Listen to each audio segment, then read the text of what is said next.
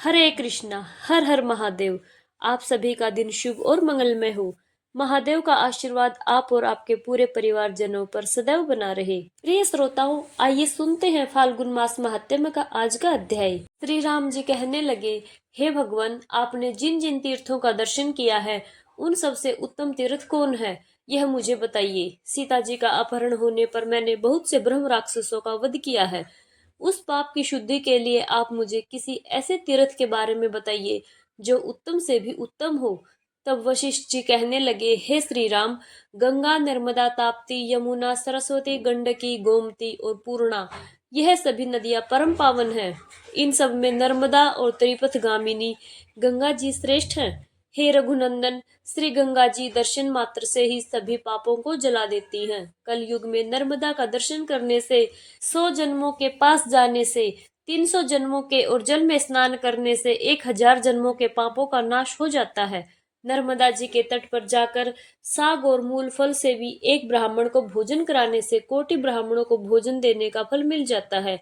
जो 100 योजन दूर से भी गंगा गंगा का उच्चारण करता है वह सब पापों से मुक्त होता है और भगवान विष्णु के लोक को जाता है। फाल्गुन अथवा चैत्र मास के अंत में अमावस्या तिथि को और भाद्रपद आश्विन कृष्ण पक्ष में गंगा जी के तट पर जाकर जो मनुष्य स्नान, पितरों का तर्पण और पिंडदान करता है वह अक्षय फल का भागीदार हो जाता है। ताप्ती नदी का स्मरण करने पर महापातकियों के भी 7 गोत्रों का उद्धार हो जाता है। यमुना जी में स्नान करने से मनुष्य सभी पापों से मुक्त हो जाता है और महापातों से युक्त होने पर भी परम गति को प्राप्त होता है। कार्तिक की पूर्णिमा को कृतिका नक्षत्र का योग होने पर जो सरस्वती नदी में स्नान करता है वह गरुड़ की पीठ पर बैठकर उत्तम देवताओं के मुख से अपनी स्तुति सुनता हुआ बैकुंठ धाम को जाता है। जो कार्तिक मास में प्राची सरस्वती के जल में स्नान करके भगवान प्राची माधव की स्तुति करता है वह परम गति को प्राप्त होता है। जो गंडकी, जिसे नारायणी भी कहते हैं, गंडकी नदी के पुण्य तीर्थ में स्नान करता है और शालिग्राम शिला की पूजा करता है उसका फिर दोबारा जन्म नहीं होता, अर्थात उसे मोक्ष मिल जाता है।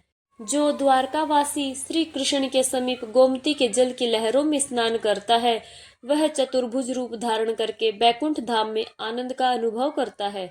चंबल नदी को नमस्कार करके जो उसके जल का स्पर्श करता है वह पहले और पिछले की 10-10 पीढ़ियों का उद्धार कर देता है। दोनों का संगम देखकर अथवा समुद्र की ध्वनि सुनकर ब्रह्म हत्या से युक्त मनुष्य भी पवित्र होकर अंत में परम गति को प्राप्त होता है।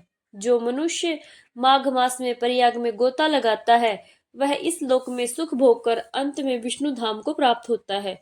जो मनुष्य प्रभास क्षेत्र में 3 रात तक ब्रह्मचार्य पालन पूर्वक निवास करते हैं वे यमलोक और कुंभिपाक आदि नरकों का दर्शन नहीं करते। जो मनुष्य नैमिषारण्य में निवास करता है वह देवत्व को प्राप्त होता है। हे रघुनंदन, जो मनुष्य कुरुक्षेत्र में चंद्र ग्रहण और सूर्य ग्रहण के अवसर पर स्नान करके स्वर्ण दान करता है उसका इस लोक में पुनर्जन्म नहीं होता। जो मनुष्य इस पृथ्वी पर कपिला गौ का स्पर्श करने के बाद दान देता है वह कामधेनु गौओं के निवासभूत ऋषि लोक को जाता है। जो वैशाख मास में उज्जैनीपुरी में शिप्रा नदी के जल में स्नान करता है वह अपने सहस्त्रों पूर्वजों को घोर रोम नरक से छुटकारा दिलवा देता है। जो मनुष्य 3 दिनों तक सिंधु नदी अथवा समुद्र में स्नान करता है वह सभी पापों से शुद्ध चित्त होकर कैलाश में आनंद भोगता है। कोटि तीर्थ में स्नान करके कोटीश्वर शिव का दर्शन करने वाला मनुष्य कहीं भी ब्रह्म हत्या आदि पापों से लिप्त नहीं होता। महान अपवित्र स्थान में जाने वाले अज्ञानी जीव भी अगर भगवान के चरणों से प्रकट हुई गंगा जी के जल का पान कर लेते हैं तो उनका सभी पाप नष्ट हो जाता है। जो मनुष्य सूर्य उदय काल में वेदवती नदी में स्नान करता है वह सब रोगों से मुक्त होकर उत्तम सुख का भागी होता है। हे रघुनंदन, प्राय सभी तीर्थ स्नान, जलपान अथवा गोता लगाने से अनायासी मनुष्य के सब पापों का नाश कर देते हैं और सब तीर्थों में उत्तम तीर्थ धर्मारण्य बताया गया है, क्योंकि ब्रह्मा, विष्णु और शिव जी आदि देवताओं ने पूर्व काल में सबसे पहले इसी तीर्थ को स्थापित किया था। सभी वनों और तीर्थों में विशेषतः धर्मारण्य से बढ़कर भोग और मोक्ष प्रदान करने वाला दूसरा कोई तीर्थ नहीं है। स्वर्ग के देवता भी धर्मारण्य निवासी मनुष्यों की सराहना किया करते हैं। हे श्री राम, द्वारका, काशी, त्रिशूलधारी शिवजी तथा भैरव, यह सब जैसे मुक्तिदायक हैं, उसी प्रकार धर्मारण्य भी मोक्ष देने वाला उत्तम तीर्थ है। यह सुनकर महाधनुर्धर श्री रामचंद्र जी बड़े प्रसन्न हुए। उन्होंने सीता जी और अपने भाइयों के साथ तीर्थ यात्रा के लिए प्रस्थान किया। उनके पीछे कपीश्वर, हनुमान, माता कौशल्या, सुमित्रा जी और कैकेयी, लक्ष्मण, भरत सेना सहित शत्रुघ्न, अयोध्या के अन्य निवासी तथा प्रजाजन भी गए। तीर्थ यात्रा की विधि का पालन करने के लिए घर से चले हुए राजा श्री राम ने अपने कुल के आचार्य महर्षि वशिष्ठ जी से कहा, मुनि, यह तो बड़े आश्चर्य की बात है कि आदि में यह धर्मारण्य क्षेत्र हुआ या फिर द्वारका हुई। धर्मारण्य क्षेत्र की उत्पत्ति कितने समय में हुई है, यह भी बताइए। वशिष्ठ जी कहने लगे कि महाराज, मैं नहीं जानता कि यह क्षेत्र कितने दिनों से प्रकट हुआ है। दीर्घजीवी लोमस और जामवान इसका कारण जानते होंगे। शरीर में जो अनेक जन्म जन्मांतरों का किया हुआ पाप संचित है, उन सभी पापों का उत्तम प्रायश्चित यह धर्मारण्य क्षेत्र माना गया है। वशिष्ठ जी का यह वचन सुनकर श्री राम जी ने वहां जाने का विचार करके यात्रा विधि का पालन किया। फिर वशिष्ठ जी को आगे करके महामंडलिक राजाओं सामंतों के साथ पुरचरण विधि पूर्ण करके उत्तर दिशा की ओर प्रस्थान किया। आगे जाकर फिर वे पश्चिम दिशा की ओर मुड़ गए। गांव से गांव, देश से देश और वन से वन को लांघते हुए वे आगे बढ़ते चले गए। सेना, सामान, हजारों हाथी, घोड़े, करोड़ों रथ आदि वाहनों और असंख्य से शिविकाओं के साथ श्री रघुनाथ जी यात्रा कर रहे थे। वे हाथी पर बैठकर तरह तरह से मैत्री भाव दिखाने वाले विभिन्न देशों को देखते हुए जा रहे थे। उनके ऊपर श्वेत छत्र तना हुआ था और उनके पीछे के भाग में सुंदर चंवर डुलाया जा रहा था। 10वें दिन श्री राम जी परम उत्तम धर्मारण्य क्षेत्र में पहुंच गए। उस क्षेत्र के पास में ही मांडलिकपुर को देखकर श्री राम जी ने अपनी सेना के साथ रात में वही निवास किया। उन्होंने सुना कि धर्मारण्य क्षेत्र में इस समय निर्जन और उजाड़ होकर बड़ा भयानक प्रतीत हो रहा है। वहां पर बाघ और शेर भी हैं, यक्ष और राक्षस भी निवास करते हैं। धर्मारण्य अब केवल जंगल मात्र रह गया है। वहां की जनता के मुख से यह सारी बातें सुनकर श्री राम जी कहने लगे, तुम लोग चिंता मत करो। फिर उन्होंने वहां के व्यवसाय कुशल, शूरवीर, महान बली और पराक्रमी तथा समर्थ वैश्यों को बुलाकर कहा, तुम लोग मेरी यह सोने की पालकी जल्दी लेकर चलो, जिससे मैं अभी धर्मारण्य में पहुंच जाऊं। वहां स्नान और जलपान करने से मनुष्य सब पापों से मुक्त हो जाता है। इस प्रकार श्री राम जी से प्रेरित होकर उन सभी वैश्यों ने तथास्तु कहकर उनकी पालकी उठाई और उन्हें धर्मारण्य में पहुंचा दिया। सेना सहित श्री राम जी ने जब उस क्षेत्र में प्रवेश किया, तब हर वाहन की गति मंद हो गई, बाजों की आवाज भी कम हो गई, हाथी मंद गति से चलने लगे, घोड़े भी धीमे धीमे चलने लगे। यह सब देखकर श्री राम जी को बड़ा आश्चर्य हुआ। उन्होंने विनय पूर्वक अपने गुरु वशिष्ठ जी से पूछा, हे मुनीश्वर, यह क्या बात है? अचानक ही सभी वाहनों की गति मंद कैसे हो गई? यह तो बड़ी विचित्र बात है। तब तीनों कालों की बात जानने वाले मुनि वशिष्ठ जी कहने लगे, हे श्री राम, अब धर्मारण्य क्षेत्र आ गया है। इस पुरातन तीर्थ में पैदल यात्रा करनी चाहिए। ऐसा करने से पीछे सेना को सुख मिलेगा। तब श्री राम जी सेना के साथ पैदल चलने लगे। जाते जाते वे मधुवासनक नाम वाले परम पावन ग्राम में पहुंचे। वहां पर गुरु वशिष्ठ जी की बताई हुई पद्धति से तरह तरह के उपहारों द्वारा प्रतिष्ठा विधि के साथ मातृकाओं का उन्होंने पूजन किया। जिसके बाद श्री राम जी ने सुवर्णा नदी के दक्षिण तट पर हरित क्षेत्र का निरीक्षण किया। वहां घूमे फिरे और यज्ञ के योग्य बहुत से स्थलों को देखा। उस समय रघुनाथ जी ने धर्म स्थान का निरीक्षण करके अपने आप को धन्य माना और सुवर्णा के उत्तर तट पर सैनिकों को उतारकर खुद उस क्षेत्र में घूमने लगे।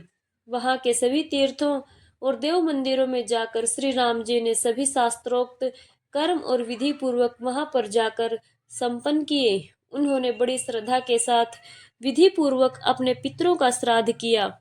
इस स्थान से वायव्य कोण में सुवर्णा के दोनों तटों पर श्री रामेश्वर और कामेश्वर का स्थापन किया। इन सब विधियों का पालन करके वे अपनी पत्नी सीता जी के साथ रात में उस नदी के तट पर ही सो गई। जब आधी रात हुई, तब सबके सो जाने पर भी धर्म वत्सल श्री राम जी अकेले ही जागते रहे। उस समय उन्हें किसी स्त्री के रोने का शब्द सुनाई दिया। वह करुणाजनक बातें कहकर उस रात में कुर्री की तरह रो रही थी। श्री राम जी ने उसी क्षण गुप्तचर भेजकर उस स्त्री का निरीक्षण करवाया, उसे ढूंढा। करुणाजनक स्वर से रोती हुई उस व्याकुल स्त्री को देखकर भगवान श्री राम के दूत पूछने लगे कि सुंदरी तुम कौन हो, देवी हो या फिर दानवी? किसने तुम्हें भय पहुंचाया है? किसने तुम्हारा धन लूट लिया है, जिसे तुम व्याकुल होकर बार बार इन कठोर शब्दों का उच्चारण करके रो रही हो?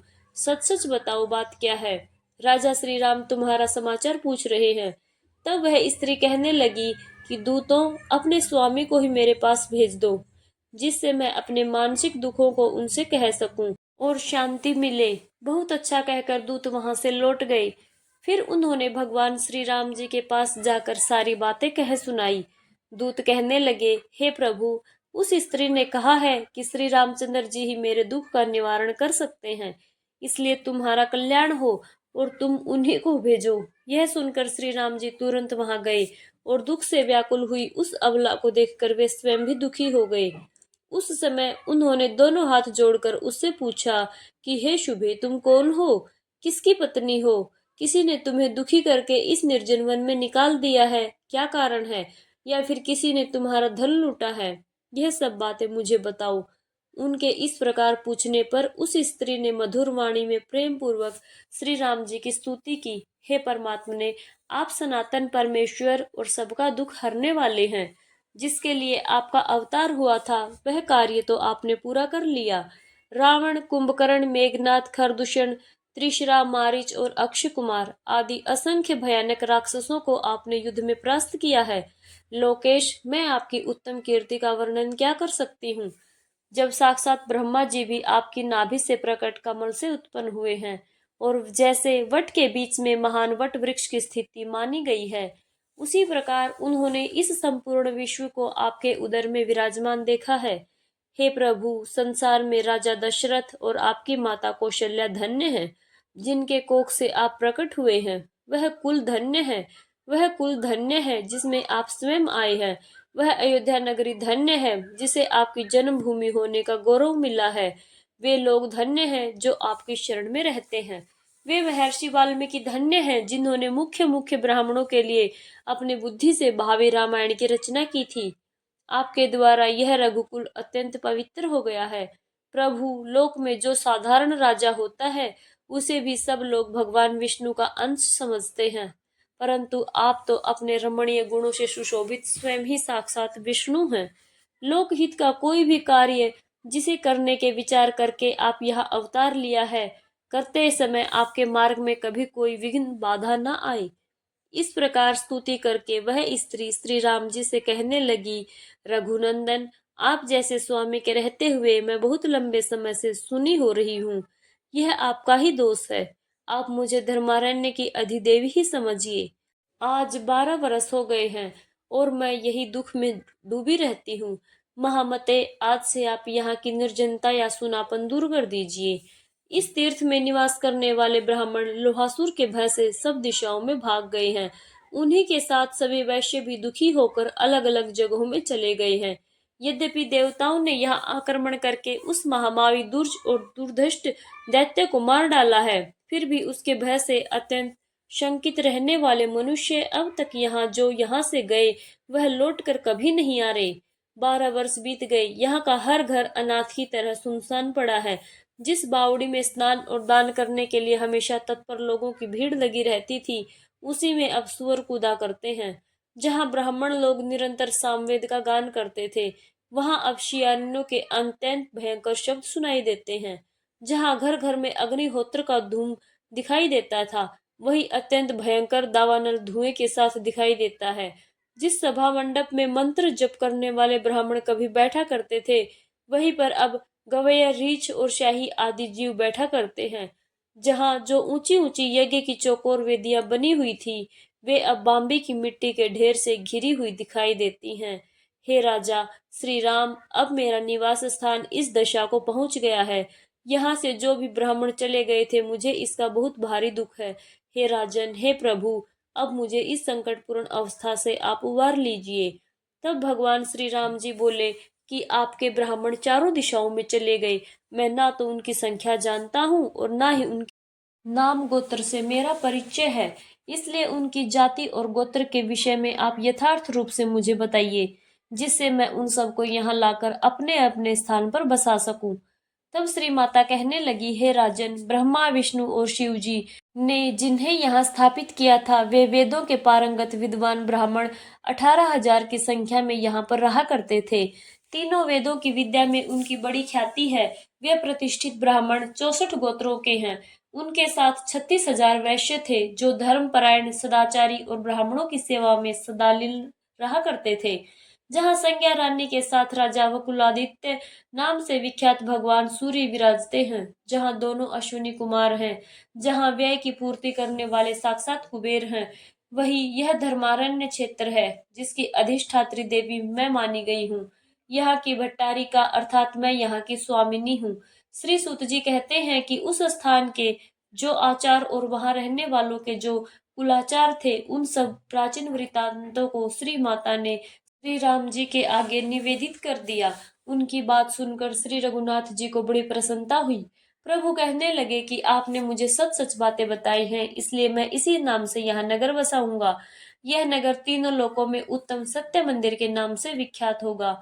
ऐसा कहकर श्री राम जी ने अपने 1 लाख सेवकों को ब्राह्मणों को बुला लाने के लिए भेज दिया और कहा कि जिस देश, प्रदेश, नदी तट, वन अथवा गांव में जहां जहां धर्मारण्य निवासी ब्राह्मण गए हों, वहां वहां से अर्घ्य, पाद्य आदि के द्वारा उनकी पूजा करके, उनका भली भांति सम्मान करके उन्हें शीघ्रता पूर्वक तुम यहाँ पर बुला कर लाओ।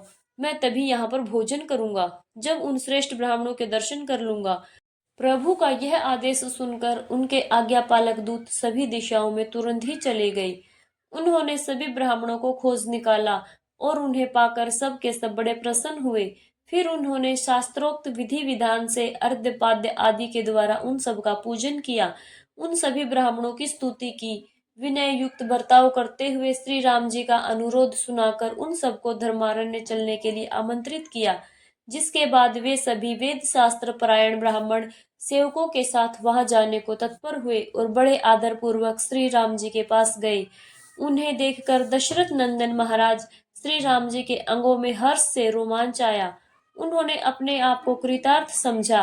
वे बड़ी तेजी से उठकर पैदल ही उनकी अगवानी के लिए, उनके सम्मान के लिए गए और धरती पर घुटने टेक कर आनंद के आंसू बहाते हुए दोनों हाथ जोड़कर बोले, हे पवित्र ब्राह्मणों, मैं ब्राह्मण के ही प्रसाद से लक्ष्मीपति हूँ, ब्राह्मण के ही प्रसाद से धरणीधर हूँ, ब्राह्मण के ही प्रसाद से मैं जगतपति हूँ और ब्राह्मण के ही प्रसाद से मेरा नाम राम है।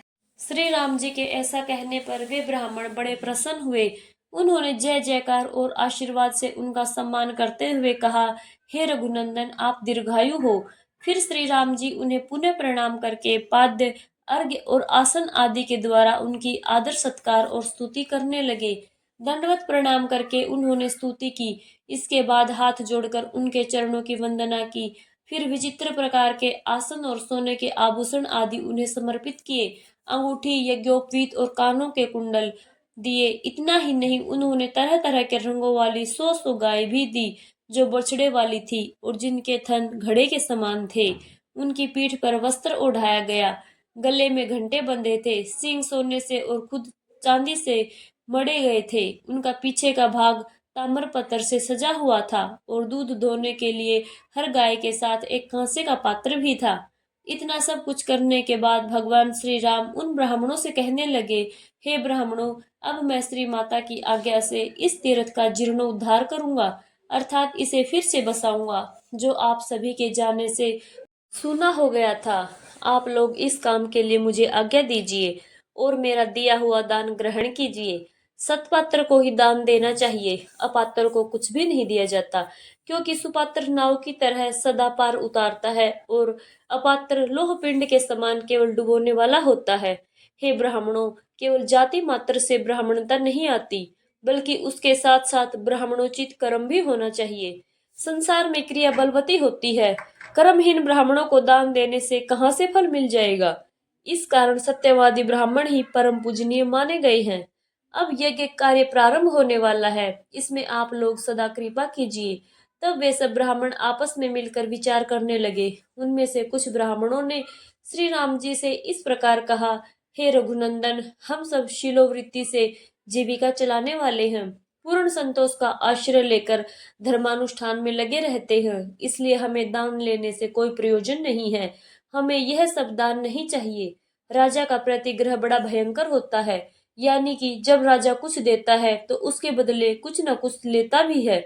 इसलिए हम भयदायक प्रतिग्रह नहीं लेना चाहते। उन ब्राह्मणों में से कुछ एकाहित व्रत वाले भी थे, जो दिन में केवल एक बार ही भोजन किया करते थे। कुछ अमृत वृत्ति से रहते थे, यानी कि जो कुछ भी बिना मांगे मिल जाए उसी से संतोष कर लेते थे। कुछ कुंभी धान्य संज्ञा वाले ब्राह्मण थे, यानी कि वे एक घड़े से अधिक धन का संग्रह कभी नहीं किया करते थे। कुछ ब्राह्मण यजन, याजन, अध्ययन, अध्यापन और दान तथा प्रतिग्रह, इन 6 कर्मों में तत्पर रहा करते थे। वे सभी ब्राह्मण ब्रह्मा, विष्णु और शिव जी, इन तीनों मूर्तियों के स्थापित किए हुए थे। सबके स्वभाव और गुण अलग अलग थे। तब उनमें से कुछ ब्राह्मण इस प्रकार बोले, हे रघुनंदन, हम लोग ब्रह्मा, विष्णु और शिव जी, इन तीनों स्वरूपों की आज्ञा लिए बिना कैसे प्रतिग्रह स्वीकार कर सकते हैं। जब तक श्री ब्रह्मा, विष्णु आदि देवताओं ने नहीं कहा, तब तक हमने किसी का तांबुल अर्थात पान तक स्वीकार नहीं किया है। ऐसा सुनकर श्री राम जी ने महात्मा वशिष्ठ जी से परामर्श किया और अपने गुरु के साथ ही उन्होंने श्री ब्रह्मा, विष्णु और शिव जी आदि देवताओं का स्मरण किया। स्मरण करते ही सब देवता वहीं पर आ पहुंचे। उनके विमानों की पंक्ति कोटि कोटि सूर्यों के समान प्रकाशित हो रही थी। श्री राम जी ने बड़ी प्रसन्नता के साथ उन सब का यथा योग्य पूजन किया और सारा वृतांत सुनाते हुए कहा, मैं इस क्षेत्र की अधिदेवी के कहने से ही यही धर्मारण्य हरि क्षेत्र में धर्मकूप के समीप जीर्णोद्धार करना चाहता हूँ।